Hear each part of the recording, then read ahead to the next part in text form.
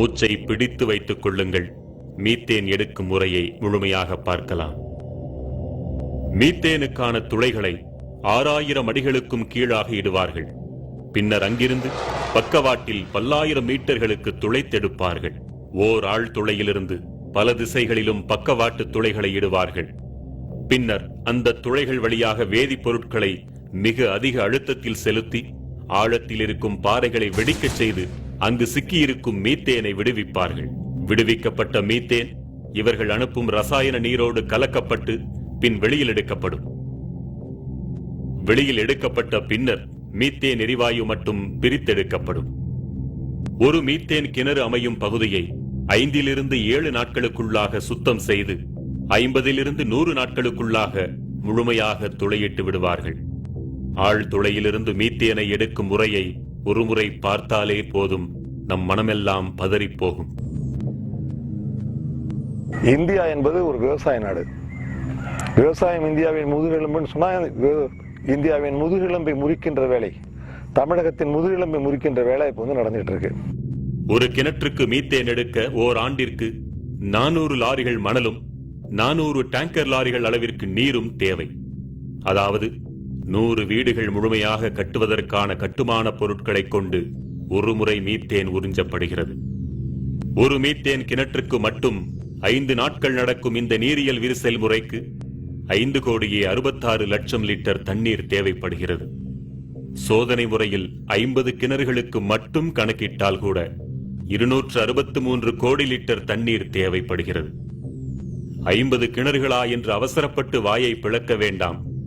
நம்மை வாழ வைக்கும் தஞ்சை டெல்டா பகுதியில் சுமார் 2000 மீத்தேன் கிணறுகள் வரவிருப்பதாக புள்ளி விவரம் சொல்கிறது. அப்படியானால் அந்த 2000 கிணறுகளில் ஒரு முறை மீத்தேன் எடுக்க மட்டும் 4 TMC தண்ணீர் தேவைப்படும். 4 TMC நீர் என்றால் எவ்வளவு தெரியுமா? அதை கொண்டு சுமார் 40 லட்சம் பேருக்கு அன்றாடம் 100 லிட்டர் வீதம் ஆண்டு முழுவதும் பகிர்ந்தளிக்க முடியும். இன்னும் எளிமையாக சொல்வதென்றால் 40 லட்சம் பேருக்கு 365 நாட்களுக்கும் நாளொன்றுக்கு 5 குடம் தண்ணீர் வீதம் தர முடியும். மேட்டூர் அணையின் முழு கொள்ளளவான 80 TMC நீரை இந்த கிணறுகள் 4 மாதங்களில் குடித்து தீர்க்கும் என்றால் இதன் அபாயத்தை புரிந்து கொள்ளுங்கள். இந்த பகுதியில் முதலில் குடிநீர் இல்லாமலும் அடுத்தது விவசாயம் இல்லாமலும் படிப்படியாக இந்த பகுதி மக்கள் இந்த மண்ணை விட்டு வெளியேறுகின்ற நிலைமை ஏற்படும். கர்நாடகாவிடமிருந்து 10 TMC தண்ணீரை பெறுவதற்கே 20 TMC கண்ணீரை விட வேண்டிய நிலைமையில் இருக்கிறோம் நாம். என்றால் மீத்தேன் கிணறுகளுக்கு தேவையான நீர் அனைத்தையுமே காவிரியிலிருந்து மட்டுமே எடுப்பார்கள் என்று குழந்தை கூட நம்பாது. நிச்சயம் ஒட்டுமொத்த தமிழகத்தின் தண்ணீரும் இதற்காக உறிஞ்சப்படும். இப்படியே அடுத்து வரும் 30-40 ஆண்டுகளுக்கும் மீத்தேன் குடிக்கப் போகிறார்கள் என்றால் நம் இயற்கை வளங்கள் எவ்வளவு கொள்ளை போகும் என்பதை கற்பனையாவது செய்து பார்க்க முடிகிறதா? இது நமக்கும் நம் சந்ததிக்குமான குடிநீர் அல்லவா?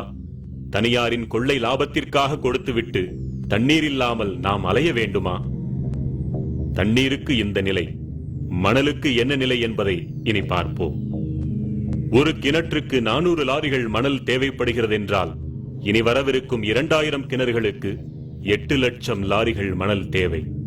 அதாவது 80,000 வீடுகள் கட்ட தேவைப்படும் மணலை விழுங்கப் போகின்றன இந்த மீத்தேன் கிணறுகள். இதே போன்று 40 வருடங்களுக்கு மணலும் தண்ணீரும் விழுங்கப்பட்டுக் கொண்டிருந்தால் நம் தலைமுறைகள் என்னவாகும்? இந்த மணலையும் தண்ணீரையும் கொள்ளிடம் காவிரி மட்டுமல்லாமல் தமிழகத்தின் இதர ஆறுகளிலிருந்தும் நிச்சயம் எடுப்பார்கள். ஏற்கனவே மணலை தின்று தீர்த்த மட்டும் போதாதென்று இப்படி அடிவரை சுரண்டும் அதிபயங்கர திட்டம் வேறா?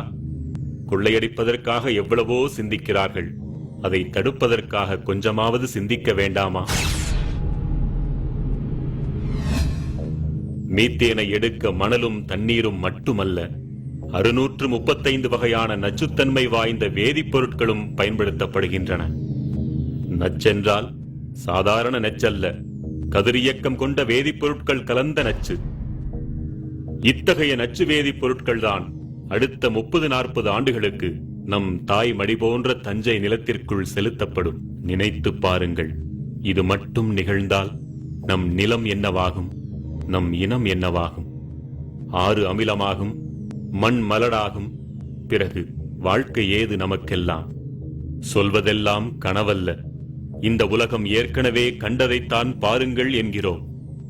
வேற எந்த ஏரியாலையும் 1 கிலோமீட்டர் ஒரு கிராமங்கிறத பார்க்க முடியாது. ஓல்டு டாஞ்சூர் டிஸ்ட்ரிக்ட், தஞ்சாவூர், திருவாரூர், நாகப்பட்டினம் எடுத்த தஞ்சாவூர் டெல்டாவில் மட்டும்தான் இவ்வளோ டென்ஸ் பாப்புலேஷன் இருக்கிறது தமிழ்நாட்டில்.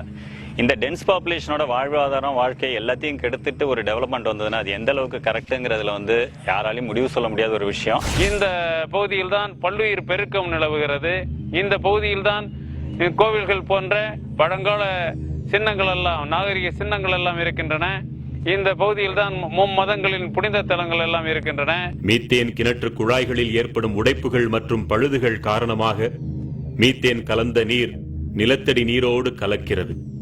கலந்த நீர் கசிவுகளாக நிலத்திற்குள் ஊடுருவி நீர் ஆதாரங்கள் வழியாக வெளிப்படுகிறது. குடிநீர் குழாய்கள் வழியாகவும் விவசாய பாசன குழாய்கள் வழியாகவும் வெளியேறுகிறது. எரியும் தன்மை கொண்ட இத்தகைய மீத்தேன் கலந்த நீர் வெளியேறினால் என்னவாகும்? மீத்தேன் கழிவு கலந்த நீர் நெருப்பு பட்டவுடன் பற்றி எறிந்தது.